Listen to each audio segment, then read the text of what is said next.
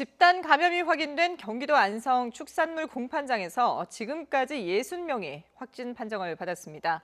또 국내 최대 연근해 수산물 유입판장인 부산 공동어시장에서도 확진 사례가 이어져 방역당국의 비상이 걸렸습니다.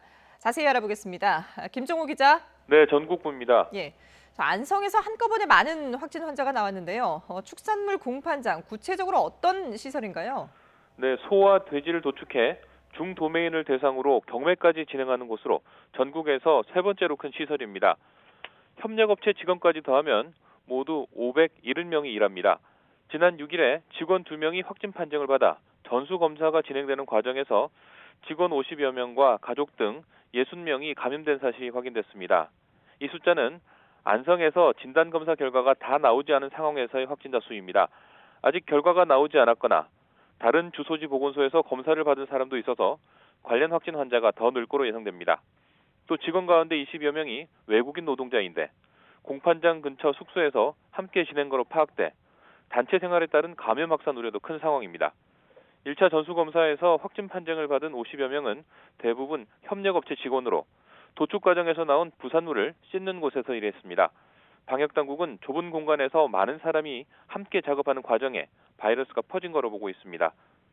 충북에서는 외국인 노동자 집단 감염이 잇따르고 있습니다. 음성군 유리제조업체에서는 어제 외국인 노동자 6명이 더 확진 판정을 받아 이 업체 관련 확진 환자는 24명으로 늘었는데 1명을 빼고는 모두 외국인 노동자입니다. 진천 닭 가공업체에서는 50대 외국인 노동자를 시작으로 39명이 확진 판정을 받았는데 37명이 외국인입니다. 진천의 경우 외국인 노동자 9명 등 32명이 확진 판정을 받은 오리 가공업체 사례도 있어서 회사 기숙사나 원룸 등에서 단체 생활을 하는 외국인 노동자 감염 확산이 큰 문제가 되고 있습니다. 일요일에 환자와 직원 등 7명이 확진 판정을 받은 삼육 부산병원에서는 어제 환자 3명, 직원 2명이 추가 확진 판정을 받았습니다.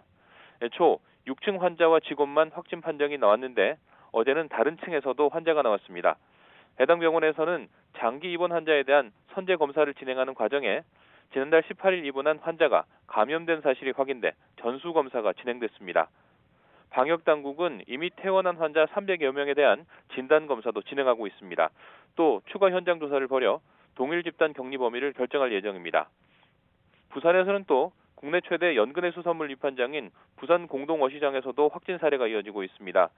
어제까지 노동자와 접촉자 6명이 확진 판정을 받은 데 이어 오늘도 접촉자 5명이 추가 감염 확인됐습니다.